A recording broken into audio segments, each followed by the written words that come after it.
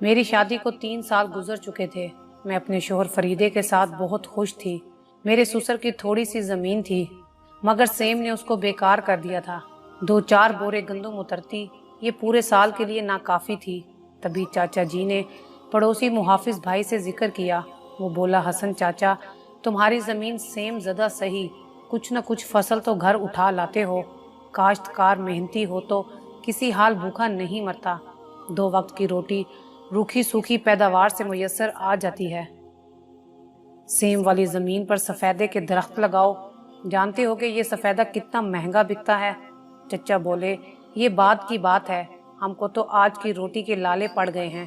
گھر میں تیل، صابن، کپڑے کی بھی ضرورت ہوتی ہے، صرف روکھی سوکھی سے پیٹ نہیں بھرتا۔ بھتیجے، تم میرے بیٹے فریدے کو کام کے لیے باہر بھجوا دو۔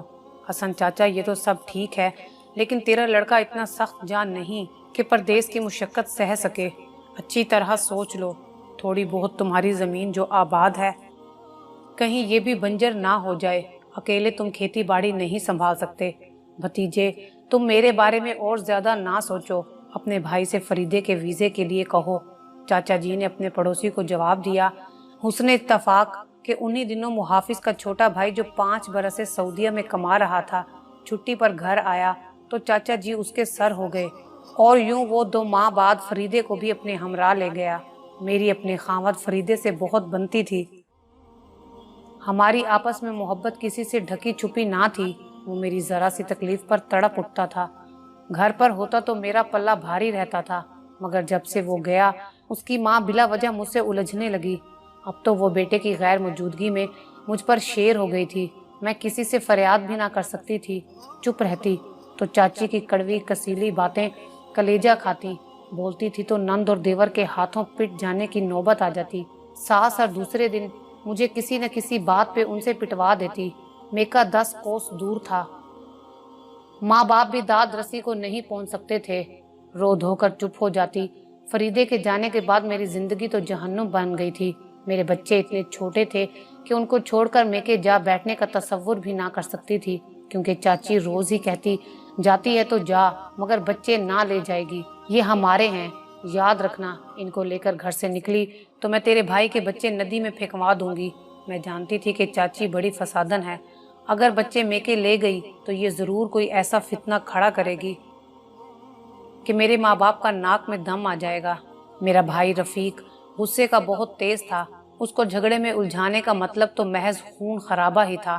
ایسے حالات میں میکے نہ جانے میں ہی عافیت تھی، بس دن رات کے اس جہنم کو جھیلنے پر مجبور ہو گئی۔ ایک روز صبح اٹھتے ہی اس روز چاچی نے پھر سے جھک جھک شروع کر دی۔ ادھر میرا دل اپنے شوہر کی جدائی سے تنگ تھا، ساری رات رو کر گزارتی، سارے گھر کا کام، جانوروں کی دیکھ بھال، فریدے کے گھر والوں کی خدمت، کھیت کھلیان کا کام کاج، سبھی بوجھ ساس نے مجھ پر ڈال دیا تھا۔ کسی انسان کو ستانے کی بھی کوئی حد ہوتی ہے۔ دل کی گھٹن نے مجھ کو ادمویا کر ڈالا تھا۔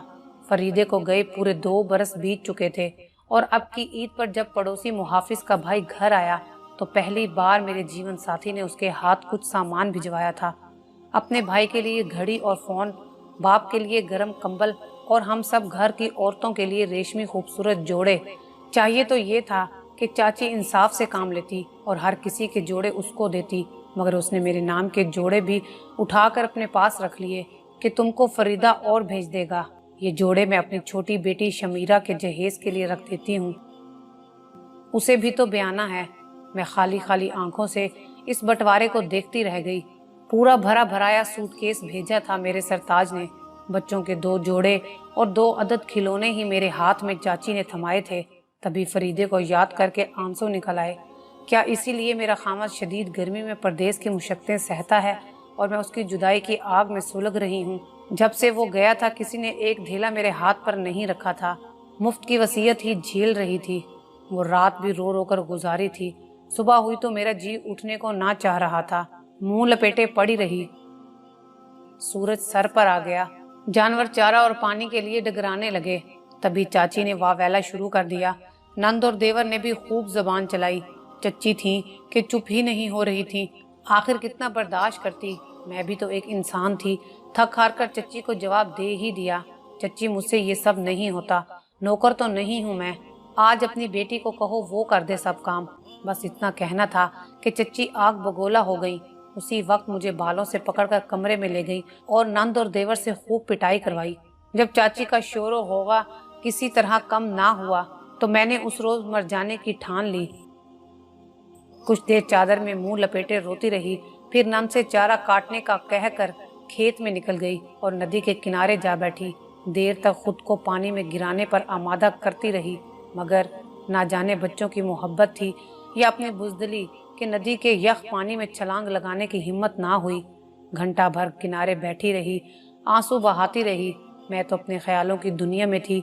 एक मर्दाना आवाज सुनाई दी, क्या हुआ है, क्यों रो रही हो? मैंने नजर उठाकर देखा, सामने एक नहीं दो आदमी खड़े थे। कुछ नहीं हुआ है, मगर तुम कौन हो? मैं शर्फू और ये बग्गा है।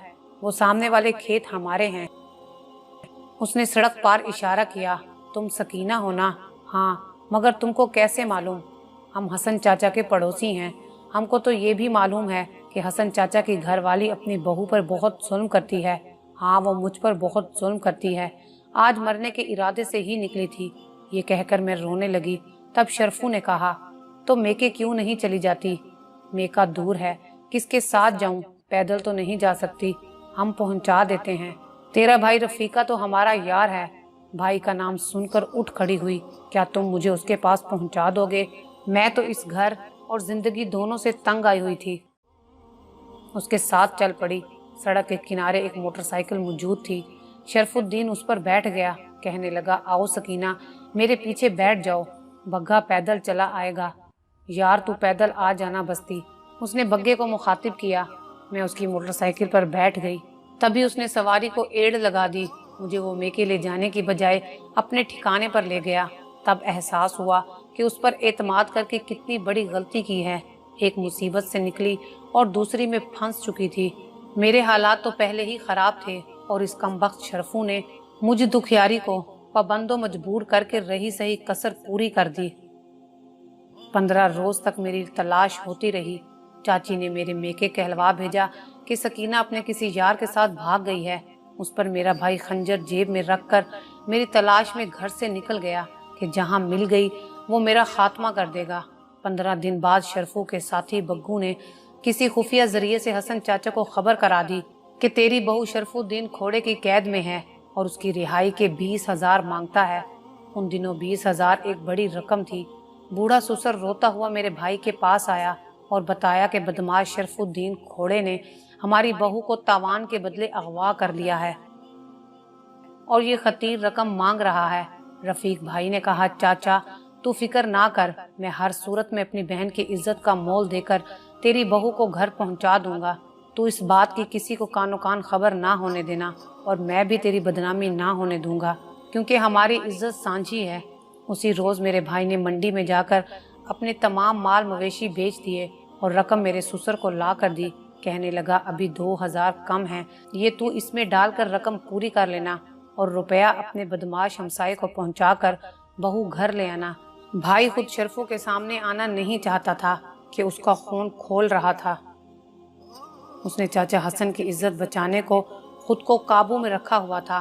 बग्गू की मार्फत रकम शरफू को पहुंच गई और बग्गू ही की मार्फत मैं अपने घर पहुंच गई। औरत की अमानत उसकी इज्जत होती है और उसकी इज्जत भी उजली चादर जैसी होती है। मैं फरीदे की अमानत थी।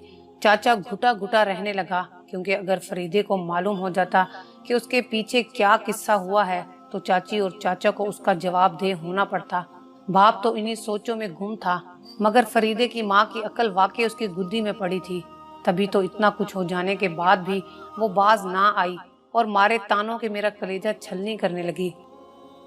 मुझसे कहती कि ऐसे कोई किसी को उठाकर नहीं ले जाता, जरूर तूने पहले से उस बदमाश के साथ चक्कर चला रखा होगा। कमबख्त, क्या मुंह दिखाएगी अपने शोहर को? अपने साथ हमारी इज्जत भी मट्टी में मिला दी। इतने दिन उसकी कैद में रही है, क्या जानती नहीं कि औरत की चुनरी में दाग लग जाए तो वो किसी मोल की नहीं रहती।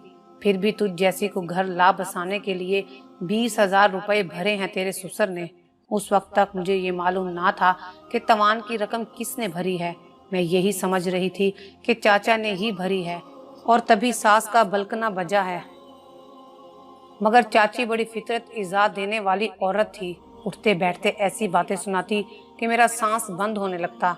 मुझे अपनी गलती पर बहुत पछतावा था, मगर मैं भागी भी तो उनके जुल्मों की वजह से थी। अब जब घर आई हूँ तो फिर से वही ताने सुनने को मिले। मेरा शोहर तो परदेश जाकर मुझे भूल ही गया था। अब तो सचमुच में खुदकुशी करने को जी चाहता था, मगर फिर बच्चों की तरफ देखती तो सब्र कर जाती। आखिरकार मैंने एक पड़ोसन की मिन्नत की कि मेरे मेके जाकर माँ को संदेशा दो कि जब तक फरीद वापस नहीं आ जाता मुझे अपने पास बुला लो, वरना चाची मेरा कलेजा खा जाएगी। खुदा का शुक्र है कि संदेशा मिलते ही माँ मुझे लेने आ गई। माँ के इसरार पर सास ने उसके साथ जाने की इजाज़त दे दी, मगर बच्चे साथ ना ले जाने का कहा। ये फरीदे की अमानत हैं, उसके बिना पूछे तुम इनको नहीं ले जा सकती। मैंने सब्र किया और बच्चे सास के पास छोड़कर माँ के साथ चली आई। मेके आकर सास के तानों से तो निजात मिल गई, मगर बच्चों की याद तड़पाती थी। उधर रफीके का खौफ माँ को परेशान रखता था, कि जिसको मेरे शर्फों की कैद में इतने दिन रहने का बहुत ज्यादा गम था। वो जब भी मुझे देखता तो उसकी आंखों में खून खोलने लगता। उसको ये भी मालूम ना था कि चाचा ने शर्फों को पूरे 20,000 अदा ना किए थे, बल्कि जो 2,000 रुपए कम थे उसने बग्गू से कहकर उधार रखवा लिए थे कि चंद रोज बाद अदा हो जाएंगे। बग्गू जामिन बन गया तो शर्फू ने मुझे 18,000 लेकर उसके हवाले कर दिया कि 2 माह के अंदर अंदर ये रकम हसन चाचा से ला देना, वरना ये रकम मैं चुगनी तुझ से ही वसूल कर लूंगा। अब बग्गू बार बार दर पर आकर मेरे ससुर से 2,000 का मुतालबा करने लगा। बिलाखिर चाचा एक रोज मेरे भाई रफीक के पास जा पहुंचा और बताया कि 2,000 वो और मांग रहे हैं, मेरे पास रकम नहीं है, तुम ये भी अदा कर दो ताकि वो बदमाश मेरा पीछा छोड़ दें। ये बात सुनकर मेरे भाई का जवान खून जोश मारने लगा और वो गुस्से में आपे से बाहर हो गया। उसने कहा, देख चाचा, मैंने तेरी सफेद दाढ़ी की लाज रखी और तेरे बेटे की तकलीफ का एहसास किया। वो तुम लोगों की खातिर परदेश में मुशक्कत की चक्की पीस रहा है। क्या उसकी कमाई से 2,000 भी उसकी बीवी की रिहाई के लिए नहीं दे सकते?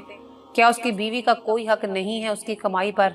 चाचा बोले, वो तो तेरी बात ठीक है, मगर सकीना का शोहर जो भी कमाकर भेजता है वो सारे पैसे उसकी माँ रख लेती है और मुझे बामुश्किल से घर का खर्चा देती है।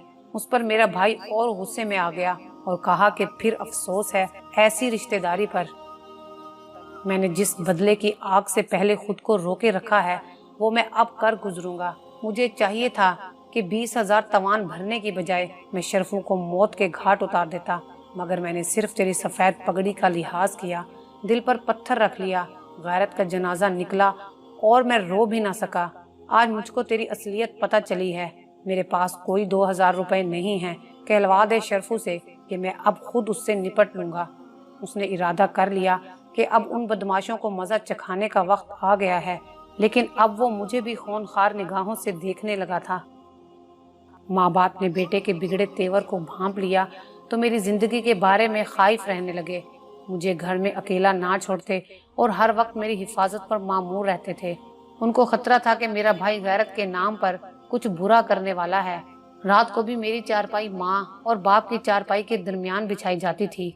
एक रोज सुबह हुई तो रफीक भाई ने अम्मा को बताया कि तेरी छोटी बेटी आसिया के घर से उसका देवर ये संदेशा दे गया कि आसिया कल रात तनूर पर रोटियां लगाते हुए जल गई है। आज उसको शहर के अस्पताल ले जाना है, इसलिए उन्होंने तुम्हें और अब्बा को बुलवाया है। बहन की हालत ठीक नहीं है। बेटी की हालत की खराबी का सुनकर माँ परेशान हो गई और अब्बा से कहा कि इसी वक्त आसिया के पास ले चलो। अब्बा भी बुखला गए और वो दोनों मुझे मजीदा के हवाले करके बेटी के ससुराल दूसरे गांव रवाना हो गए। मजीदा अम्मा की खाला जात थी जो बराबर वाले मकान में रहती थी और रफीक भाई की शादी उसकी बेटी जरीना से होने वाली थी। भाई अपनी मंगेतर को बहुत चाहता था। वो भी भाई की एक झलक देखने की लालच में अम्मा के काम में हाथ बटाने को रोज ही हमारे घर आया करती थी। दोपहर तक मजीदा मेरे पास रही। बाद में जरीना आ गई तो वो घर चली गई। तभी मैंने जरीना से कहा कि आज रात तू मेरे पास यहाँ सो जाना, क्योंकि रात को मुझे तेरे घर नींद ना आएगी। वो बोली, ये बात अम्मा मानेगी नहीं, क्योंकि खाला और खालू घर नहीं है। या तो अम्मा खुद तेरे पास सोएगी या तुझे अपने घर साथ ले आएगी। जब मैंने बहुत इसरार किया तो उसने कहा, अच्छा मैं माँ से बात करती हूँ। जाने कैसे उसने माँ को मना लिया और वो रात को मेरे पास सोने आ गई। भाई उस वक्त घर पर ना था। जब वो सोने आई थी, मैंने उसको अपने कमरे में अपनी चारपाई पर सुला दिया और कहा कि ज़रा होशियार रहना, मैं अम्मा के तख्त पोश पर ईशा की नमाज पढ़कर बाद में आ जाऊंगी। हमने साथ खाना खाया और फिर वो सोने को लेट गई। मैं नमाज पढ़कर वहीं लेट गई। नींद आज भी मुझसे कोसों दूर थी, मगर बेखबर जरीना मेरी चारपाई पर लेटते ही सो गई थी। खेतों में रात को मच्छर बहुत होते हैं, लिहाजा रोशनदान से ये कमरे में भी आ जाते हैं। तभी हम लोग रात को सर से पांव तक चादर लपेट कर सोते हैं। वो भी चादर लपेट कर सोई हुई थी। मेरी बड़ी बहन आसिया फुफ्फो की बहू थी और उसका घर 8 कोस के फासले पर दूसरे गांव में था। अब्बा को आसिया का शोहर उनके घर के दरवाजे पर ही मिल गया। खुशबाश नजर आ रहा था। क्या आसिया ठीक है? उन्होंने उसको देखते ही सवाल किया। हाँ ठीक है। क्यों, क्या हुआ है? और आप मामू जान इतने परेशान क्यों हैं? उन्होंने हैरत से पूछा। रफीक ने बताया कि वो जल गई है और उसकी हालत ठीक नहीं है। नहीं, वो तो ठीक है, आप खुद अंदर चलकर देख लें। अम्मा और अब्बा धड़कते दिल के साथ घर में गए। सामने उनकी बेटी तंदूर पर रोटियां लगा रही थी। उन्होंने पहले तो इत्मीनान का सांस लिया, लेकिन आसिया को सही सलामत देखकर उनका माथा ठिनक गया कि आखिर रफीक को उनसे झूठ बोलने की क्या जरूरत थी। अब्बा ने अपने दामाद से कहा, ठीक है, हमें अभी वापस जाना होगा, मुझे एक जरूरी काम याद आ गया है। उधर वो ये बातें कर रहे थे और इधर मेरा प्यारा अम्मा जाया मुझे खत्म करने की तैयारी कर रहा था। लेकिन वो जो कहते हैं कि जिसे अल्लाह रखे उसे कौन चखे, सो ऐसा ही हो गया। रात भर अम्मा अब्बा दोनों मेरी फिक्र से ना सो सके थे। सुबह होने से पहले रात के चौथे पहर उन्होंने लौटने की तैयारी कर ली। हाँपते कांपते वो सुबह 7 बजे घर आ गए। दरवाजे से सहन में आए तो देखा रफीक बरामदे में बैठा आग ताप रहा है और घर में सन्नाटा है। बाप ने पूछा, तू अभी तक घर में बैठा है, काम पर क्यों नहीं गया? तभी अम्मा बोली, तेरी बहन कहाँ है? वो उधर है। उसने इशारा किया, फिर खुद ही गोया हुआ। खत्म कर दिया है मैंने उसको ये ख्याल सुहान रूह था मेरे लिए कि वो इतने दिन एक गैर के कब्जे में रहकर भी जिंदा है, इसलिए खत्म कर दिया है आज उसको। माँ ने सिसकी ली तो बाप ने होंठ भींच कर कहा, क्या यही बात बताने के लिए घर में रुका हुआ था तू? अम्मा तो जहाँ खड़ी थी वहीं बैठकर बैन करने लगी और अब्बा ने जब्त में जखड़ी मध्यम आवाज में पूछा, अब तू कहाँ जा रहा है बदनसीब? थाने जा रहा हूँ अब्बा। और कहाँ जाना है? उसने ठंडी सांस ली और घर से निकल गया। अब्बा मेरे कमरे की तरफ गया जहाँ चारपाई पर खून में लथपथ जिस लड़की की लाश पड़ी थी उसके मुंह पर चादर थी। उन्होंने चादर हटाई। चेहरे पर चादर के ऊपर से कुल्हाड़ी लगी थी, लेकिन सूरत पहचानी जा सकती थी। ये मैं ना थी, मजीदा की बेटी जरीना थी, जिसकी सूरत को भाई वार करते वक्त अंधेरे में पहचान ना सका था। उसने रात के आखिरी पहर जब सोई हुई जरीना पर वार किए तो उसके चेहरे से चादर हटाने की भी जहमत गवारा ना की। जब मैंने जरीना की चीख सुनी तो रात के अंधेरे में कमरे से बाहर ही ना आई। मुझे अफसोस था कि मेरी वजह से ना हक जरीना मारी गई, जो मेरे भाई की मंगेतर थी। जब रफीक को उसके अपने हाथों कत्ल होने का इल्म हुआ होगा तो हवालात में उस पर क्या बीती होगी। वो तड़प उठा, मगर अब क्या फायदा। सच है, जब इंसान पर खून सवार होता है तो अक्ल के सारे चिराग बुझ जाते हैं। मैं इस गुमान में बेगुनाह जरीना को मक्तल में लिटा कर आई थी कि भाई ने अगर उस पर वार किया तो पहले उसकी सूरत देखेगा, तब जरीना के कत्ल से बाज रहेगा, मगर ऐसा कुछ ना हुआ। कत्ल के बाद भाई पक्का पक्का जेल का होकर रह गया, क्योंकि अदालत ने उसे उम्र भर कैद की सजा सुना दी थी। और मेरा शोहर फरीद भी पक्का पक्का वापस घर आ गया और मैं अपने घर वापस चली गई। घर आने के बाद मेरी सास ने खूब शोर मचाया और अपने बेटे से कहा, अपनी बीवी को तलाक दो, अब ये तुम्हारे लायक नहीं रही है। मगर फरीद मुझसे प्यार करने के साथ साथ मुझ पे एतबार भी बहुत करते थे। मैंने उन्हें यकीन दिलाया कि मैं बिल्कुल पाक हूँ, वैसे ही जैसे तुम्हारे जाने से पहले थी। फरीदे ने सारा वाक़या सुनने के बाद मुझे तलाक ना देने का फ़ैसला किया और बाकी की सारी ज़िंदगी मेरे साथ गुजारने का फ़ैसला किया और माँ को भी बड़े प्यार से मना लिया। काश मेरे शोहर की तरह मेरे ससुराल वाले और मेरा अपना खून मेरा भाई मुझ पर एतबार करता और मुझे गलत समझने की बजाय मेरा साथ देता, तो आज 2 जिंदगियां बर्बाद होने से बच जाती, एक जरीना की और दूसरी मेरे अपने भाई की। आज मैं अपने घर में अपने बच्चों और शोहर के साथ बहुत खुश हूँ। अब सास भी मुझे ताने नहीं देती اسی وجہ سے میں ہر کام ان کے کہنے سے پہلے ہی کر دیتی ہوں۔ میاں بیوی کا رشتہ اعتبار کا دوسرا نام ہے۔ اگر یہ اعتبار ایک بار ٹوٹ جائے تو یہ رشتہ ہمیشہ کے لیے تباہ و برباد ہو جاتا ہے۔